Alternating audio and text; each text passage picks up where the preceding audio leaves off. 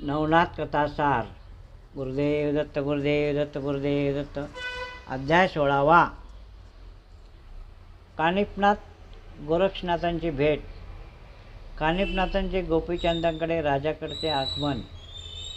मच्छिंद्रनाथाने कानिफनाथास तेथे आदर सत्काराने ठेवून घेतले. याचे कारण असे की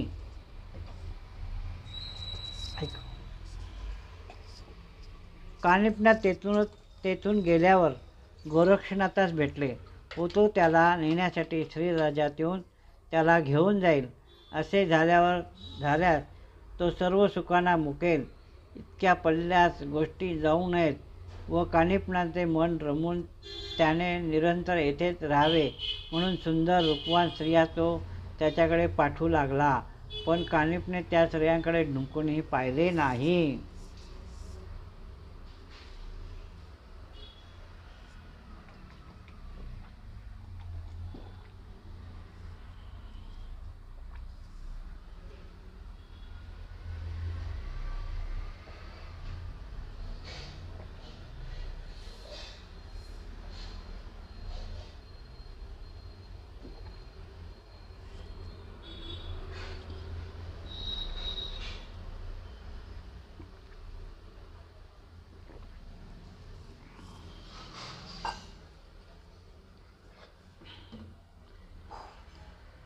कानिफ पुढे स्त्रीचे तेज पडत नाही.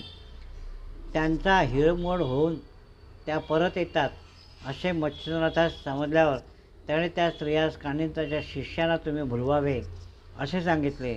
पण शिष्याजवळही त्यांचे काही चालेना. त्या इलाज करून थकल्या, पण त्यांचा हेतू सफल झाला नाही. महिनाभर राहून कानिफने मच्छिंद्रनाथाजवळ जाण्यासाठी आज्ञा मागितली. ती त्याने बिनतक्रार दिली. तेव्हा हत्ती, घोडे, पालख्या, उंच वस्त्रे, तंबू, राहुत्या देऊन, हिरे-माणके, सुवर्ण इत्यादी विपुल धन देऊन मोठ्या लवाजमासह त्यांची रवानगी करून दिली.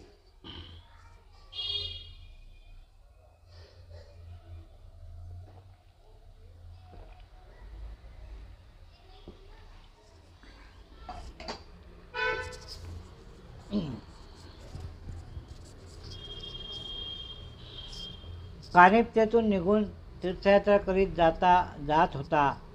तो जिथे जिथे जाईल तिथे त्याचा उत्तम आदर सत्कार होत असे. पुष्कळ लोक त्याचे शिष्य झाले. जो तो त्याची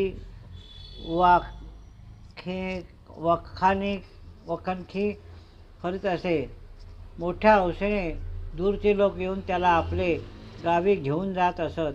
त्याप्रमाणे त्याची कीर्ती हेलापट्टण गावापर्यंत जाऊन पोचली. तेव्हा गोपीचंदचे दूत पाठवून त्याची माहिती आणवली. तेव्हा दूताने त्या ऐश्वर्याची राजापाशी फार स्तुती केली. इकडे गोरक्षनाथ जगन्नाथहून तीर्थयात्रा करीत पुढे जात असता एका अरण्यात त्याची कानिफनाथाची गाठ पडली. उभयतांनी आदेश केला, पण कानिफनाथाने त्या भरजरी गालिच्यावर बसवले.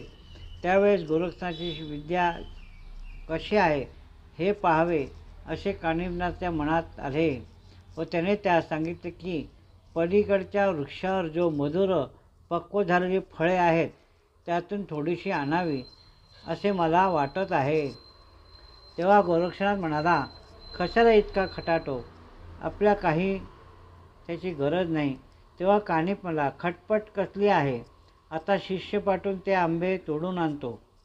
ते ऐकून गोरक्ष म्हणाला, इतका यत्न करण्याचे काय कारण आहे? आता शिष्य जवळ आहेत म्हणून त्यांना पाठवाल, पण एखाद्या वेळेस शिष्य जवळ नसेल तर आपण काय करणार आहोत? आपल्या विद्येच्या प्रभावाने फळे तोडून विद्येचा प्रताप व गुरुचा प्रसाद दाखवावा व फळे खाऊन संतुष्ट व्हावे. तेव्हा कानिफने सांगितले की जर अशी तुमची इच्छा असेल तर गुरुकृपेने मी आता फळे आणतो. असे म्हणून विभक्षास्त्र बसून भस्म फेकले. त्याबरोबर पिकलेले सर्व आंबे झाडावरून त्याच्याजवळ पडेल. मग सर्वांनी आंबे खाल्ले. नंतर गोरक्षनाथांचे मनात आले की कानिफने आपले कर्तृत्व मला दाखवले, तेव्हा आपणही त्यास थोडा चमत्कार दाखवावा. नंतर तो कानिफास म्हणाला, तुम्ही माझा पाहुणचार केलात, आता मी फळे आणतो, तर ती खाऊन आपण तृप्त व्हावे. कानिफने त्याचे म्हणणे मान्य केले. मग गोरक्षाने आकर्षणाशक्ती व विभक्त जपून भस्म फेकतात एका लवंगनातील तऱ्हेतऱ्हेची फळे येऊन पडली. ती मधुर फळे खाऊन सर्वजण तृप्त झाले. मग गोरक्षनाथाने मुद्दाम गोष्ट काढली की तू ही शिल्लक राहिलेली फळे पुन्हा झाडावर नेऊन डाळीस चिटकवावी. तेव्हा कानिफ म्हणाला, ही गोष्ट अशक्य आहे. ते ऐकून गोरक्षनाथ म्हणाला, निष्प्रेम भक्तांना काहीच अवघड नाही. तो दुसरा ब्रह्मदेवी उत्पन्न करेल. अशा प्रकारचे दृष्टांत देऊन तो म्हणाला, मी माझ्या सद्गुरूच्या कृपेने पाहिजे ते करीन. हे ऐकून कानिफास राग आला. तो म्हणाला, मी तुझ्या व तुझ्या गुरूला जाणतो. तो नरकात पिचच पडला आहे. स्वतःच्या योगी म्हणवणारा तो रतिविलासात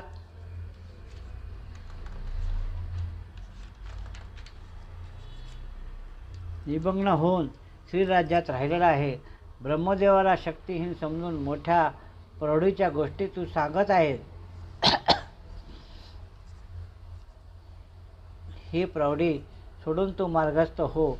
अशा प्रकारे पुष्कळसे उपमर्दपणाचे भाषण ऐकल्यावर गोरक्षनाथ म्हणाला, तू भ्रमिष्ठासारखा बडबडतो आहेस.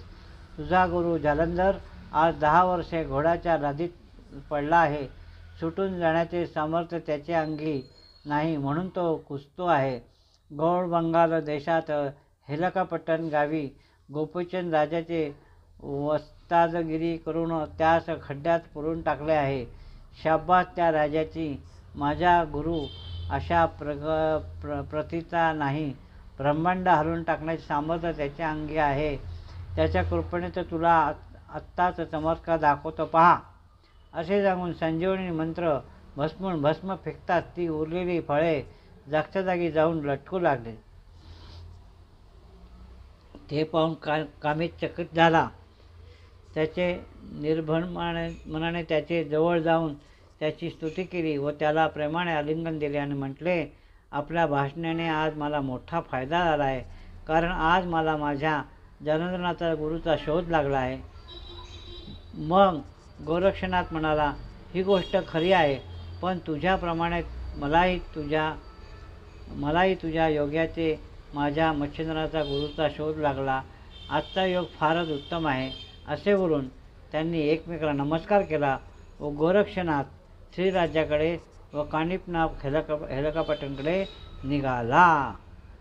आपला गुरु जालंधरनाथ याला राजा गोपीचंदने पुरून टाकले आहे हे ऐकून कानिफचा क्रोधाग्नी भडकला होता व केव्हा एकदा त्याचा सूड उगवतो असे त्याला झाले.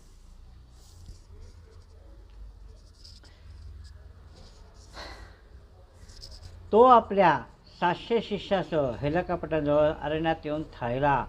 कानिफ आल्याची बातमी कळताच गोपीचंद राजाने त्यास सामोरे जाण्याचा निश्चय केला. त्याने त्याचा लौकिक काही ऐकला होता, त्यामुळे अंतःकरणापासून त्याला आपले गुरु करावे असे त्याने ठरवले होते.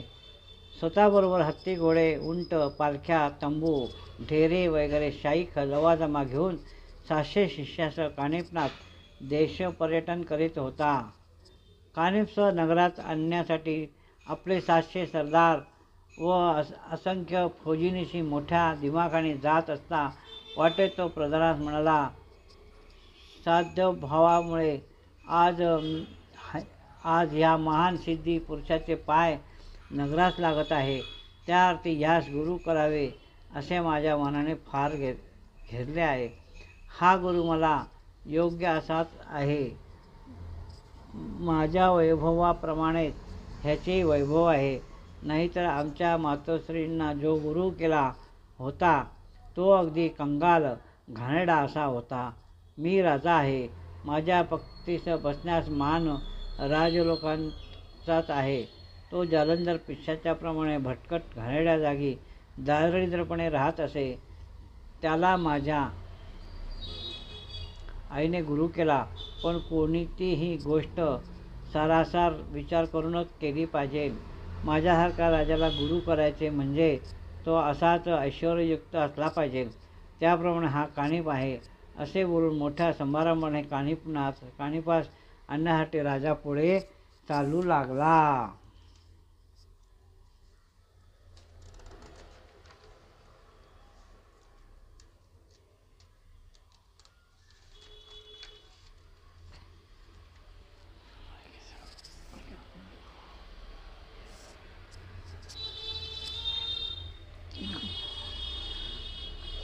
कानिपने गोपीचंदाराजास पाहिले, मात्र त्याचा कोमाद्री भडकला. परंतु विवेक करून त्याने तसा विचार केला, जर आपण आताच शाप देऊन त्याचे भस्म केले कर आपणास त्याच्याकडून जो मोठा कार्यभाग साधून घ्यायचा आहे तो तसाच राहून जाईल.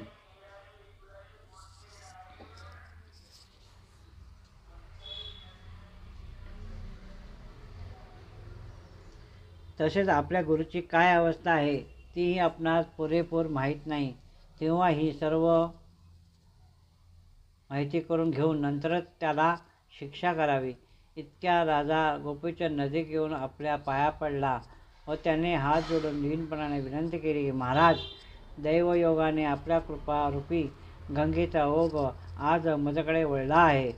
अशा प्रकारे राजाने कानची फार स्तुती केली. तेव्हा आपला पुढील हेतू लक्षात करून घेऊन कानिपने राजास आपल्या शेजारी बसून घेतले व क्षेमकुशल विचारल्यानंतर राजास म्हटले, राजा, तुझ्या हातून एक फार मोठे अनुचित कर्म घडले आहे. परंतु तुझे भाग्य सबळ, अन्यथा यावेळी तुझ्या प्राणावर प्रसंग येऊन ठेपला होता. आता गावात गेल्यावर तुला सर्व वृत्तांत निवेदन करीन. नंतर राजा त्यास पालखीत बसून राजवाड्यात घेऊन गेला. त्या सुवर्णमंकावर बसून षडोत्तराने त्याची यथाविधी पूजा केली, वस्त्रभूषणे दिली व आपणास अनुग्रह करण्यासाठी त्याची विनंती करू लागला. राजा अनुग्रह घेऊन उत्सुकतेने आपला चेला तयार होण्यास झालेला पाहून कानिपास फार आनंद झाला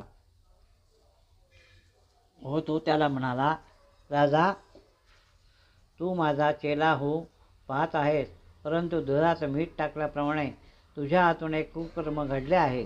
मी त्याच्यापासून अनुग्रह घेतला. त्या जालंधराचा तू घोड्याच्या लादेन पुरून टाकले आहेस. जालंधरचे नताने तुला तुझ्या वैभवासह क्षणात भस्म करून टाकला असता.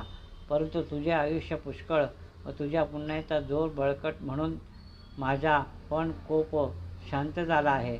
तेव्हा राजा भयभीत होऊन थरथर कापू लागला व कानिपच्या पायावर मस्तक ठेवून म्हणाला, माझ्याकडून घडलेल्या अन्यायाची मला क्षमा करावी व या शरण आलेल्या दासावर कृपा करावी.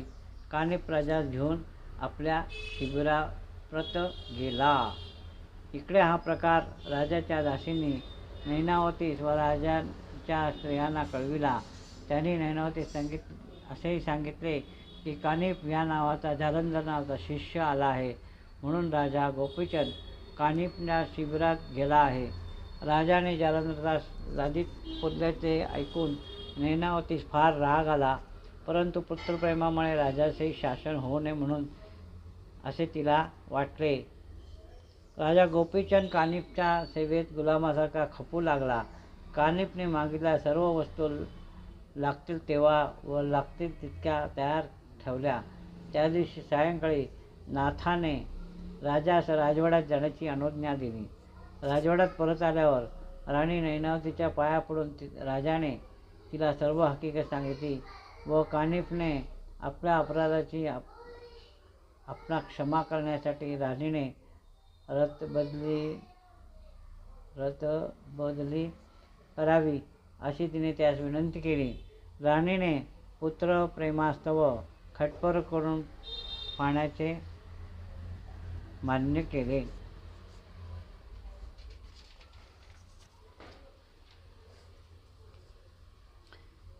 नंतर नैनावती शिबिरात गेली व त्याच्या पाया पडून तिने सांगितले, महाराज, मी जालंधराचा गुरु केला आहे व स्वतःला नाथपंथी म्हणवते. ते ऐकून कानिपने आपला पण तोच गुरु असल्याचे सांगितले व तिला पुढे जालंधराची अशी अवस्था कशी होऊ दिलीस म्हणून विचारले. गुरूंची माझ्या पुत्राने अशी वाट लावल्याचे मला आत्ताच कळत आहे, असं म्हणून राणीने त्या सर्व हकीकत सांगितली.